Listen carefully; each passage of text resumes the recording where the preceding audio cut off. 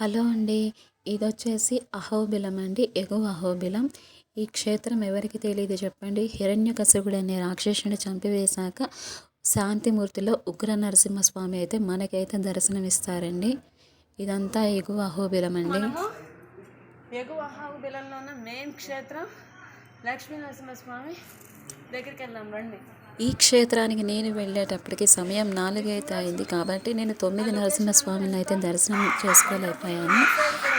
ఒక మెయిన్ క్షేత్రం స్వామివారిని అయితే దర్శనం చేసుకుని వెనక్కి వచ్చేసానండి. షేర్ ఆటోలో మనిషికి 30 రూపాయల చొప్పున తీసుకున్నారు.